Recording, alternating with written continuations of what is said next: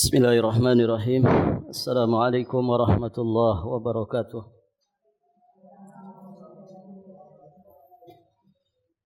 Alhamdulillah hamdan yaliku bi jalalihi wa azimi sultanih.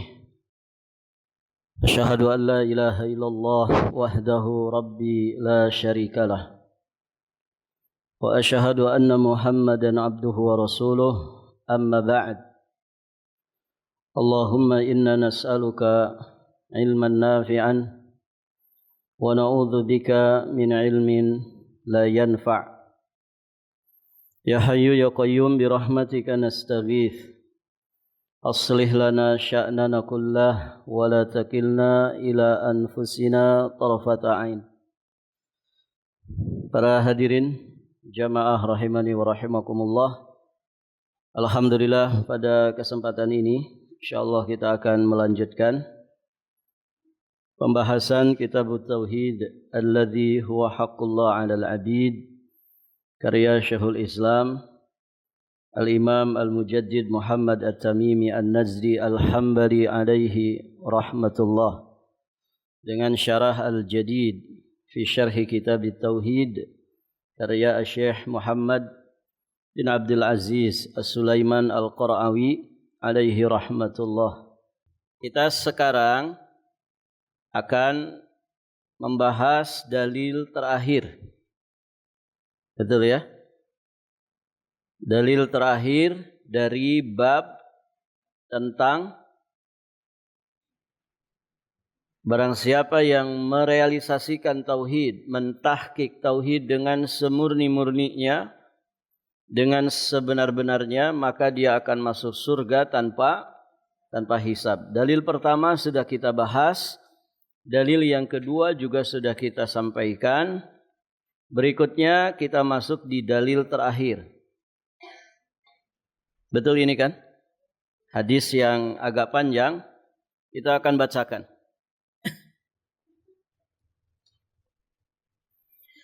Qala al-muallif rahimahullahu ta'ala dari Husain bin Abdurrahman.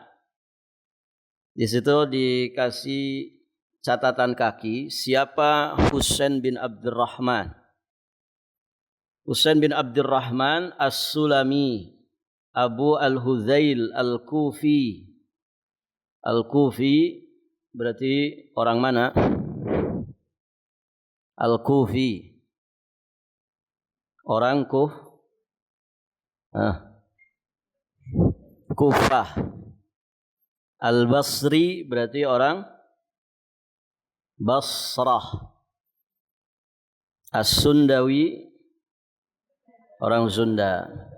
Al-Banjari orang Banjar. Al-Jawi orang Jawa. Al-Bugisi orang Bugis. Taib. Husain bin Abdurrahman As-Sulami Abul Hudzail Al-Kufi. Beliau termasuk seorang yang thiqah. Thiqah itu dia kalau meriwayatkan maka riwayatnya terpercaya. Wafat di tahun 136 Hijriah. Taib, ibu-ibu yang dirahmati Allah, dari Husain bin Abdurrahman beliau berkata, "Kuntu inda Sa'id bin Jubair." Aku pernah berada di sisi Sa'id bin Jubair. Sa'id bin Jubair, ibu-ibu yang dirahmati Allah, beliau ini merupakan imam dan juga ahli fikih yang sangat masyhur. Beliau berasal dari Kufah. Mantan budaknya Bani Asad. Beliau dibunuh di hadapan Al-Hajjaj bin Yusuf Al-Thaqafi di tahun 95 Hijriah. Jadi kata Husain bin Abdurrahman, aku pernah berada di sisi Sa'id bin Jubair. Beliau berkata, siapa di antara kalian yang melihat bintang jatuh kemarin malam? Ayyukum ra'al kawkab alladhin qaddal barihah.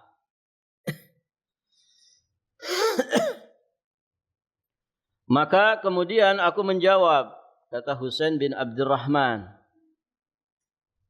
Aku menjawab aku. Lalu aku pun berkata, ketika itu aku tidak sedang sholat. Di sini kehati-hatian orang-orang soleh terdahulu. Jadi ketika bangun malam, beliau tidak ingin orang itu menyangka dirinya sedang sholat. Maka beliau sampaikan, aku yang melihat bintang jatuh di malam hari, malam kemarin itu. Tapi aku tidak sedang sholat. Akan tetapi aku sedang disengat binatang berbisa. Masya Allah. Ini kehati-hatian orang-orang soleh terdahulu. Beda dengan orang-orang sekarang. Ya, dia bangun malam sekedar pipis saja, pasang status. Gitu ya. 1 jam sebelum sholat subuh ini ternyata hujan sedang lebat sekali. Ya. Padahal dia pipis saja. Dia pasang status seperti itu supaya disangka dia sedang tahajud. Gitu ya. Padahal cuma pipis saja, setelah itu ngambil selimut lagi. Taib, ibu-ibu yang dirahmati Allah. Kemudian dia bertanya, lalu apa yang kau lakukan?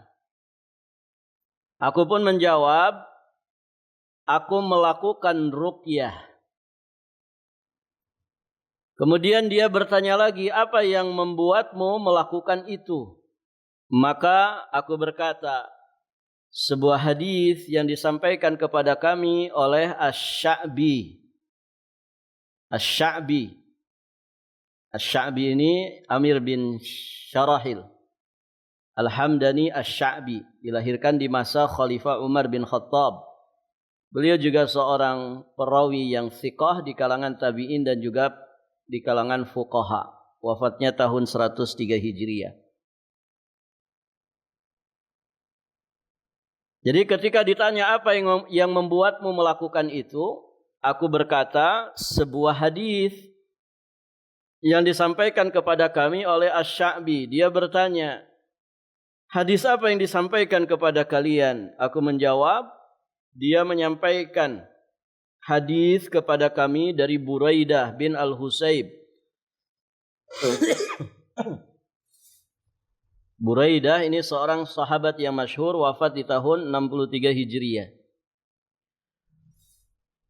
Hadis yang disampaikan kepada kami dari Buraidah bin Al-Husayb, bahwasanya dia berkata tidak ada ruqyah kecuali untuk penyakit ain atau penyakit demam karena sengatan kalajengking. Sa'id bin Jubair kemudian berkata, memberikan apresiasi kepada siapa? Kepada Husain bin Abdurrahman. Alangkah baiknya orang yang beramal sesuai dengan nafs yang telah dia dengar. Jadi beliau mengapresiasi. Alangkah baiknya. Bagus sekali kalau orang itu melakukan sesuatu dengan dasar dalil. Begitu ya. Namun Ibnu Abbas telah menuturkan kepada kami dari Nabi SAW bahwasanya beliau bersabda, Muridat alayyal umam, telah ditampakkan umat-umat kepadaku, lalu aku melihat ada nabi yang diikuti oleh sekelompok kecil manusia. Jadi seorang nabi yang pengikutnya hanya segelintir orang. Ada juga nabi yang diikuti oleh bahkan 1 dan 2 orang saja. Bahkan ada nabi yang tidak diikuti oleh seorang pun. Ada nabi yang tidak punya pengikut. Baik, ibu-ibu yang dirahmati Allah. Jadi kisah ini disampaikan oleh Nabi SAW adalah pada peristiwa terjadinya malam Isra dan Mi'raj. Ya, sebagaimana yang diriwayatkan oleh Imam At-Tirmidzi juga dari sahabat Ibnu Abbas radhiyallahu taala anhuma. Jadi kisah yang disampaikan Nabi di sini, yang kemudian hadis ini dinukil oleh Sa'id bin Jubair, ini peristiwanya terjadi pada malam Isra dan Mi'raj. Jadi kata Nabi, telah ditampakkan umat-umat kepadaku, lalu aku melihat ada nabi yang diikuti oleh sekelompok kecil orang saja. Bahkan ada juga nabi yang diikuti oleh 1 atau 2 orang saja. Bahkan ada nabi yang tidak diikuti oleh seorang pun. Tiba-tiba ditampakkan kepadaku sekelompok orang, sekerumunan orang yang begitu besar. Maka aku mengira bahwa mereka itu adalah umatku. Namun dikatakan kepadaku itu adalah Musa bersama umatnya. Berarti Nabi Musa termasuk Nabi yang banyak pengikutnya. Aku menoleh lagi dan ternyata ada sekelompok besar yang lebih besar dari sekerumunan manusia di sekitar Nabi Musa alaihissalam. Lalu dikatakanlah kepadaku, itu adalah umatmu, dan bersama mereka ada 70.000 orang yang akan masuk surga tanpa hisab, tanpa azab. Semoga kita masuk di 70.000 orang ini. Sedikit banyak ibu?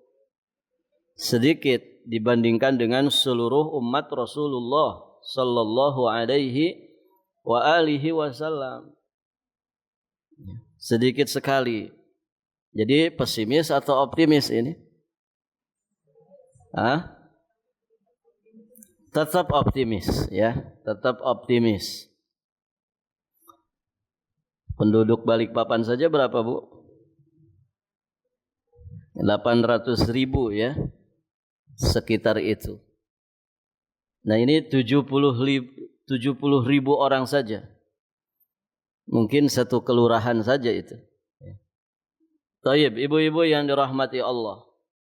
Nah, dari umat Rasulullah yang sangat banyak itu, umat Rasul ya dari semenjak zaman Nabi sampai nanti datang kiamat.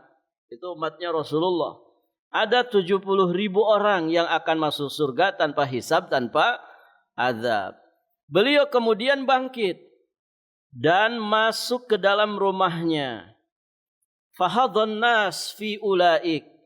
Akhirnya orang-orang saling berbincang tentang siapa ini 70.000 orang yang akan masuk surga tanpa hisab, tanpa azab ini.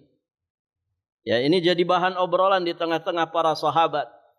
Sebagian dari mereka berkata, mungkin mereka itu adalah orang-orang yang menjadi sahabat Rasulullah sallallahu alaihi wa alihi wasallam. Ini nebak-nebak begitu ya. Baik. Kemudian sebagian yang lain juga berkata, mungkin mereka itu adalah orang-orang yang lahir dalam Islam dan tidak pernah menyekutukan sesuatu pun dengan Allah Subhanahu wa taala. Jadi orang yang lahirnya sudah dengan orang tua yang muslim, dia sepanjang hidupnya muslim tanpa pernah melakukan kesyirikan. Kemudian mereka juga menyebutkan pendapat-pendapat yang lainnya. Intinya ini menjadi bahan perbincangan di tengah-tengah para sahabat. Karena memang menarik sekali ini. Ada 70.000 orang dari umat Rasulullah SAW itu yang masuk surganya tanpa hisab, tanpa azab. Kalau ini ditawarkan di jamaah, ibu-ibu, kira-kira mau nggak? Mau. Makanya diperbincangkan ini. Nabi ketika selesai menyampaikan itu tiba-tiba beranjak pergi ke rumahnya. Makanya jadi obrolan, siapa ini orangnya? Taib, ibu-ibu yang dirahmati Allah. Lalu kemudian Rasulullah sallallahu alaihi wasallam pun keluar menemui mereka dan mereka mengabarkan kepada beliau apa yang terjadi. Jadi para sahabat ketika Nabi muncul lagi, ya para sahabat kemudian menyampaikan kepada Nabi sallallahu alaihi wasallam bahwa kami memperbincangkan tentang apa yang kau sampaikan itu. Maka hadirin ibu-ibu yang dirahmati Allah, Nabi kemudian menyampaikan tentang karakter dari 70.000 orang umatnya yang akan masuk surga tanpa hisab, tanpa azab.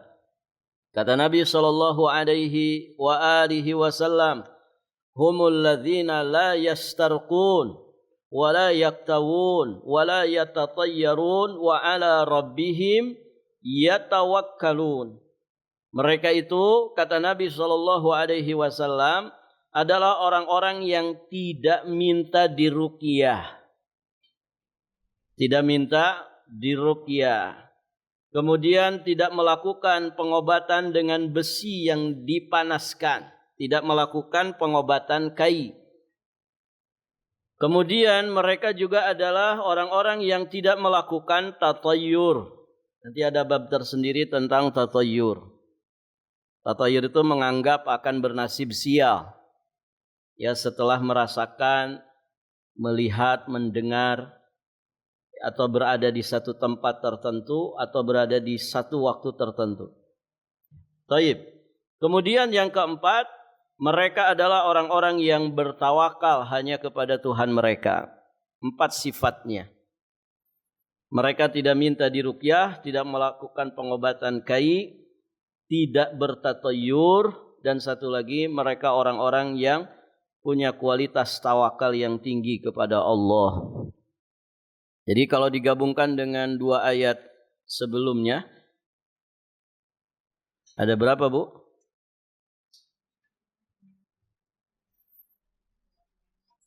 15 totalnya ya. Ini kan kita masih sedang menjelaskan karakteristik orang-orang yang dinyatakan bersih tauhidnya, murni tauhidnya. Orang-orang yang dikatakan ya sebagai pentahqiq tauhid. Di ayat pertama kita sebutkan 5 sifat. Di ayat kedua, dalil kedua, berapa, Bu? 5 juga. Berarti 10. Ditambah ini berapa? 3 apa 4? Ditambah 4. Jadinya 14 sifat. Orang-orang yang dinyatakan telah mentahqiq tauhidnya. Nah, di hadis ini Nabi menyebutkan 4 sifat. Yang kemudian nanti pahalanya atau ganjarannya masuk surga tanpa hisab, tanpa azab. Ibu-ibu yang dirahmati Allah, 4 sifat itu tidak minta diruqyah, tidak melakukan pengobatan kai, kemudian tidak bertatayyur, dan satu lagi mereka orang-orang yang bertawakal kepada Allah Subhanahu wa taala. Baik, ibu-ibu yang dirahmati Allah.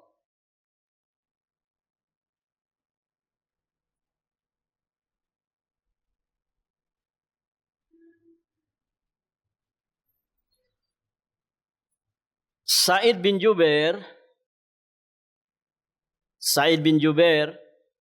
di sini beliau mengapresiasi Husain bin Abdurrahman, di mana di malam itu ketika beliau melihat bintang yang jatuh, beliau itu sedang melakukan ruqyah. Gara-gara apa ruqyahnya? Disengat kala jengking. Ketika ditanya oleh Sa'id bin Jubair, apa dasar yang menjadikanmu melakukan itu? Kemudian kan Husain bin Abdurrahman menyebutkan riwayat ya dari Asy-Sya'bi ya, bahwa tidak ada ruqyah kecuali dari penyakit ain dan penyakit demam karena sengatan binatang berbisa. Nah, Sa'id bin Jubair mengapresiasi ya, alangkah baiknya orang yang melakukan sesuatu dengan dasar dalil.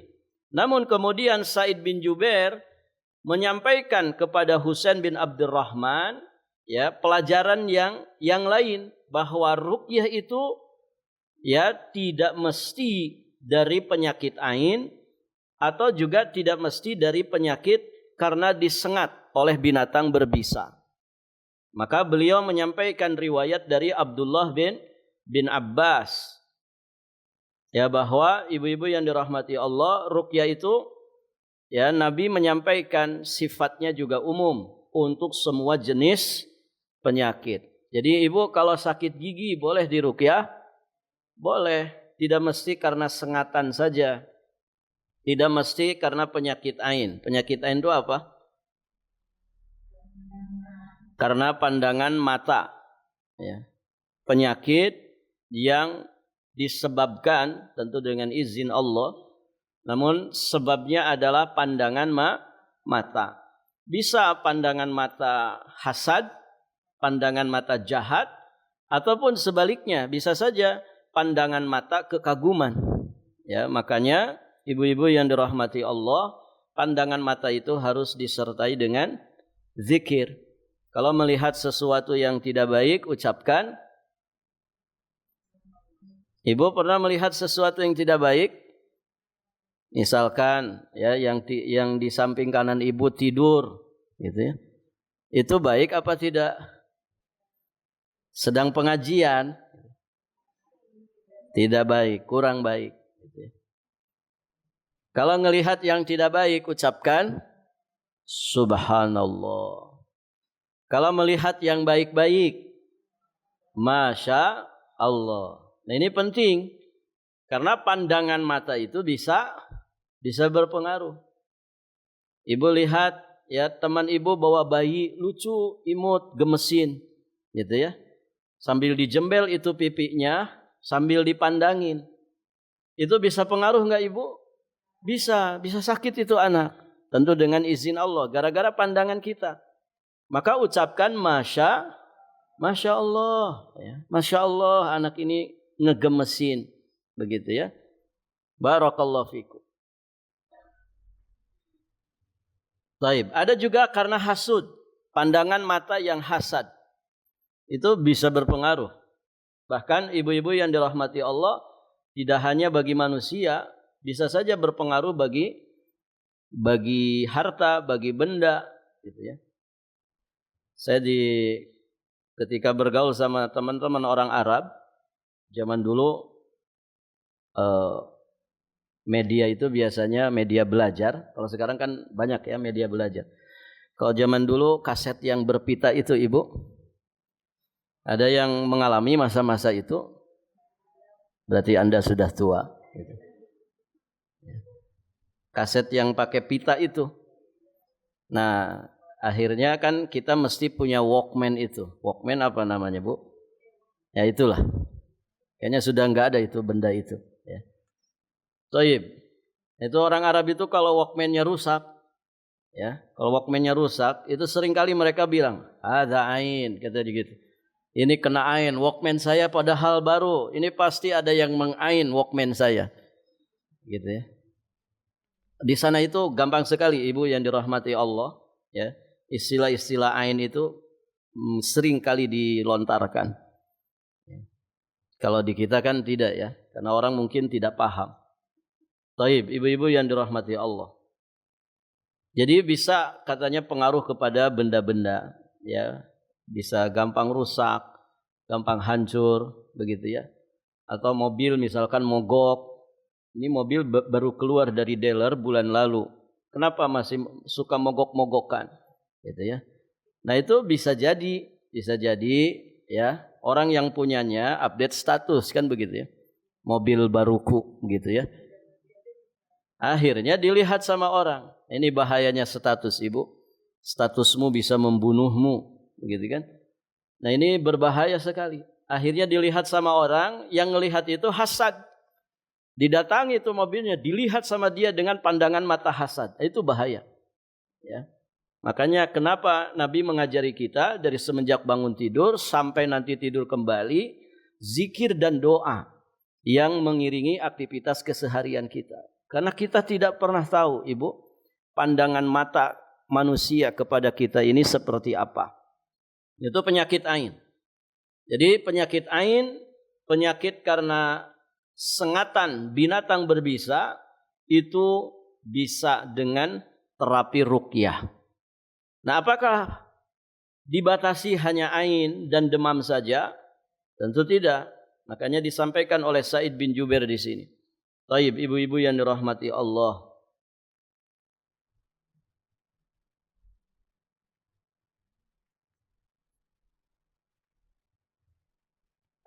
Jadi Nabi SAW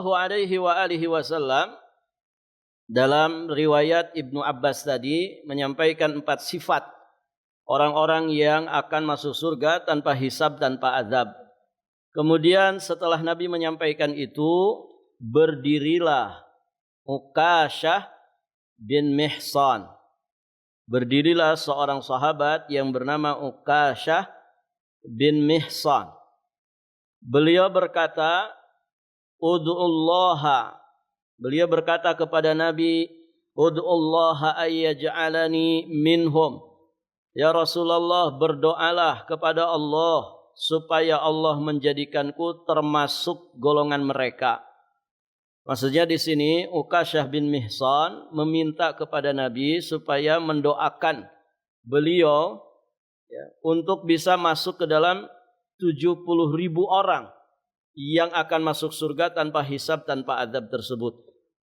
Maka kemudian Nabi SAW menyampaikan, Anta minhum, engkau termasuk golongan mereka. Masya Allah. Ini keistimewaan tersendiri bagi Uqashah bin Mihsan. Setelah itu, qama rajulun akhar. Ada orang yang kemudian juga ikut berdiri, meminta hal yang sama kepada Nabi. Ud'ullaha ayyaj'alani minhum. Ya Rasulullah, aku juga dong, begitu ya. Tolong doakan aku supaya aku termasuk golongan 70.000 orang tersebut. Kemudian Nabi menjawabnya dengan jawaban yang begitu halus sekali. Kata Nabi, sabaqaka biha Uqashah. Engkau sudah didahului oleh Uqashah. Artinya apa ini, Bu? Sudah, enggak ada lagi kesempatan, begitu ya. Engkau sudah didahului oleh Uqashah. Hadis ini sahih riwayat Imam Al-Bukhari dan juga Imam Muslim. Nah, demikian ibu-ibu yang dirahmati Allah. Nah, inilah tentang keistimewaan ya sebagian umat Rasulullah sallallahu alaihi wasallam yang akan masuk surga tanpa hisab dan tanpa azab. Ya, riwayat ini datang dari sahabat yang mulia Abdullah bin Abbas bin Abdul Muttalib. Berarti siapanya Nabi? Abdullah bin Abbas bin Abdul Muttalib. Siapanya Nabi? Anak paman, berarti sepupunya Nabi. Ibnu Abbas ini dikenal sebagai Habrul Ummah. Habrul Ummah itu ulamanya umat ini. Tokoh ulama di kalangan para sahabat, bahkan di tengah-tengah umat Rasulullah sallallahu alaihi wasallam, di antaranya adalah Abdullah bin Abbas bin Abdul Muttalib. Beliau wafatnya di Taif pada tahun 68 Hijriah. Ada yang pernah ke Taif, Ibu? Alhamdulillah. Semoga kita bisa ke Mekah, ke Madinah dan sekitarnya. Taib. Kita lanjutkan syarah dari kata-kata yang ada di dalam hadis tersebut. Inqaddal barihah. Inqaddal barihah maksudnya terjatuh pada malam kemarin. Berarti ada bintang itu yang suka jatuh. Bintang jatuh di kita namanya apa? Meteor. Mungkin di antara ibu ada yang pernah lihat ya. Biasanya bintang jatuh kelihatannya kapan? Malam hari. Begitu ya. Al-barihah itu maksudnya malam sebelum ini, semalam. Malam yang paling dekat dari malam-malam yang telah lewat. Al-barihah, malam, semalam berarti malam tadi. Kalimat ludigtu, aku disengat binatang berbisa. Maksudnya Husain bin Abdurrahman ini beliau disengat kala jengking. Irtaqaitu, aku meruqyah, maksudnya ruqyah yang disyariatkan. Ya, karena beliau melakukan itu dengan dasar dalil. Maka berarti ruqyahnya ruqyah yang masyru'ah. Ruqyah yang disyariatkan. Kalimat la ruqyata, tidak ada ruqyah. Maksudnya tidak ada ruqyah yang lebih bermanfaat dan yang lebih utama kecuali ruqyah terhadap demam atau ruqyah terhadap ain. Namun tadi sudah kita sampaikan, itu tidak menafikan bolehnya meruqyah untuk jenis penyakit yang lain. Tadi ya, sakit gigi mau diruqyah silahkan. Apalagi Ibu, sakit perut, ya ruqyah. Sakit apapun, sakit kepala diruqyah. Barakallahu fikum. Kalau sakit hati, iya, diruqyah, tidak apa-apa, diruqyah. Sakit hati itu kan tidak tenang, maka ditenangkan dengan ruqyah. Ruqyah itu kan baca Quran, mendengarkan bacaan Quran, berzikir. Barakallahu fikum. Taib, ibu-ibu yang dirahmati Allah. Jadi penyakit yang lain juga bisa. Al-ain, penyakit ain maksudnya orang yang mampu menimpakan penyakit ain kepada orang lain melalui pandangan matanya. Tentu semua itu dengan izin Allah. Taib, ibu yang dirahmati Allah. Kalau ada orang melototin kita, ibu, ngeri enggak? Ngeri kan? Kita bisa sakit itu dipelototin orang, gitu ya. Apalagi ibu-ibu gitu ya, yang gampang bawa perasaan. Gitu ya.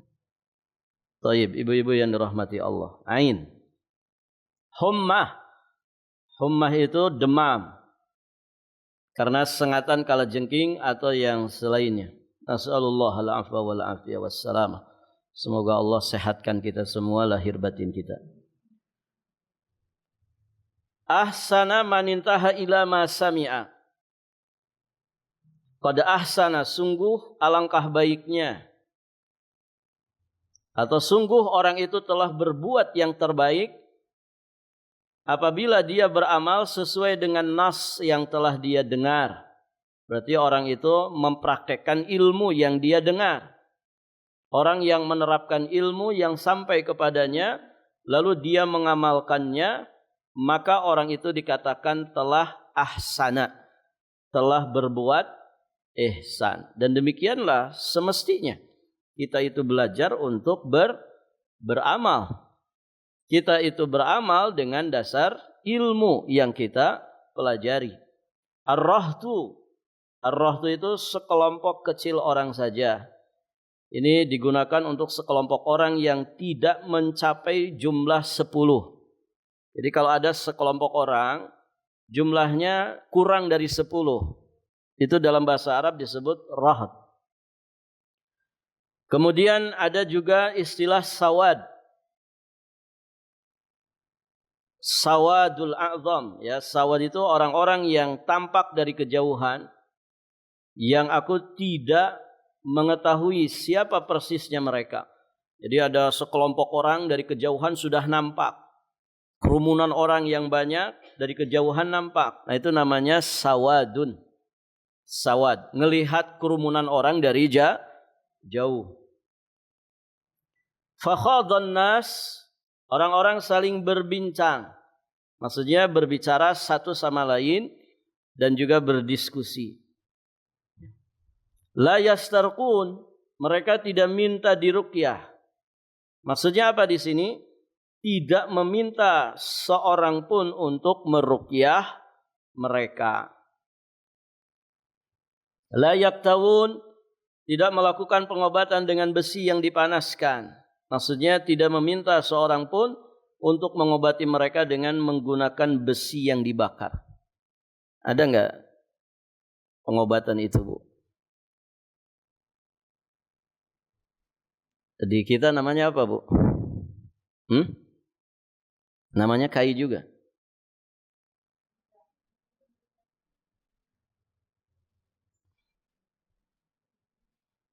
Iya. Nggak tahu ya kalau di kita ini, di masyarakat kita modelnya kayak apa. Tapi zaman dulu ya saya juga pernah melihat ya sebagian orang tua kalau kakinya apa ini cecengkelun gitu ya. Pokoknya penyakit di kaki lah. kena mata kaki atau kepalan atau apapun itu yang di kaki, itu biasanya mereka manasin besi, ditungku, ya. Kemudian nanti dibungkus pakai daun pisang atau apa, kemudian mereka injak-injak. Ya. Allahu alam apakah ya yang seperti itu yang disebut kai. Ini intinya jenis pengobatan menggunakan besi yang dipanaskan. Tayyib, ibu-ibu yang dirahmati Allah, la yatasayyarun. Tidak melakukan tatayyur. Tadi ya, tatayyur itu menganggap akan bernasib sial atau perasaan pesimis, perasaan sial karena satu kejadian. Ini banyak sekali menimpa manusia. Gitu ya. Menimpa manusia. Ya seperti orang menganggap bulan Suro bulan sial. Nah, itu tatayyur, Ibu. Ya. Menganggap hari Sabtu itu hari sial. Menganggap angka 13 angka sial. Ada kan, Bu?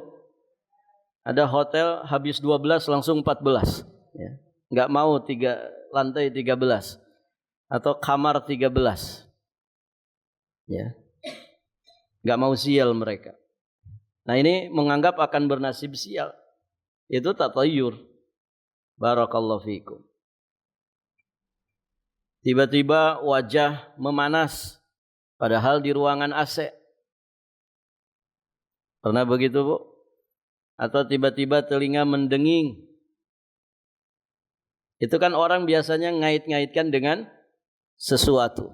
Ada apa ini? Ya. Barakallahu fikum. Dan itu tatayyur. Banyak sekali. Jenisnya banyak sekali. Nanti ada bab khusus tentang tatayyur. Yatawakkalun, bersandar kepada Allah, bertawakal. Maksudnya menyandarkan jiwa dan raga kepada Allah. Dan bertawakal yang benar itu mesti disertai dengan al-akhdhu bil asbab, melakukan sebab-sebab yang dibolehkan. Ya. Lapar, ya, lapar. Supaya hilang lapar gimana, Bu? Makan. Haus, minum. Nah, itu bagian daripada ikhtiar. Kedinginan, berselimut, pakai jaket. Ya. Ngantuk, tidur. Gitu ya. Barakallahu fikum. Pengen paham, belajar. Nah itu kan, itu ikhtiar. Ya. Jangan pengen pintar, pengen paham, tidak pernah belajar. Ya. Ada pengumuman mau ujian, kabur, begitu ya. Tidak masuk, beralasan. Ustaz izin ya. Padahal tidak mau ujian. Taib, ibu-ibu yang dirahmati Allah. Ikhtiar, tawakal yang benar itu disertai dengan ikhtiar. Anta minhum. Kalimat anta minhum, engkau adalah salah seorang dari mereka. Maksudnya, engkau digolongkan, disandingkan dengan mereka. Kemudian kalimat sabaqaka biha, engkau telah didahului oleh Ukasyah. Maksudnya, engkau didahului dalam masalah ini oleh sahabat Ukasyah. Baik, ibu-ibu yang dirahmati Allah. Kita lanjutkan syarah secara ijmali, secara garis besar. Di dalam riwayat ini, Husain bin Abdurrahman mengabarkan kepada kita dialognya beliau yang terjadi ya dengan seorang tabi'in yang bernama Sa'id bin Jubair dalam permasalahan ruqyah yang disyariatkan. Berarti nanti di sana ada ruqyah yang tidak disyariatkan. Dan ketika Sa'id bin Jubair bertanya kepadanya tentang dalil yang mendasari hal itu, dia mengabarkan kepadanya sebuah hadis dari Asy-Sya'bi yang membolehkan ruqyah terhadap penyakit ain atau demam karena sengatan kalajengking. Maka Sa'id bin Jubair memujinya, mengapresiasinya.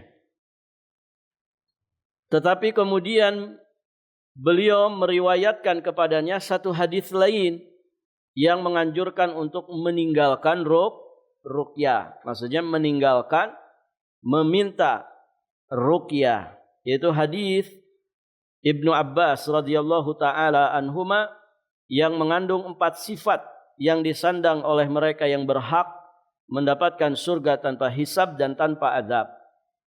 Dan tadi sudah kita sampaikan. Yang pertama, tidak meminta diruqyah. Yang kedua, tidak berobat dengan besi panas.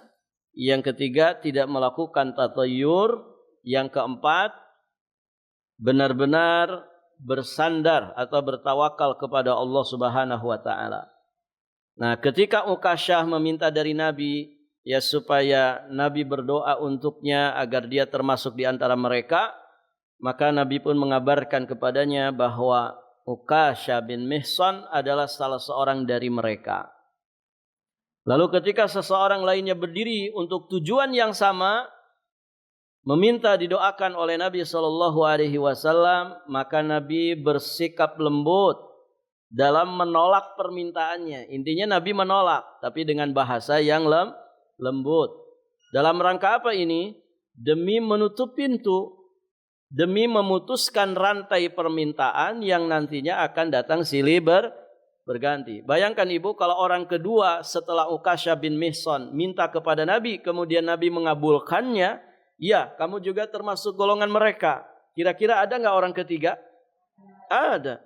Jangankan orang ketiga, mungkin semua orang yang hadir di situ pasti minta kepada Nabi. Maka dengan kelembutan Nabi menyampaikan, sabaqaka biha Ukasyah. Engkau telah didahului oleh Ukasyah. Baik, ibu-ibu yang dirahmati Allah.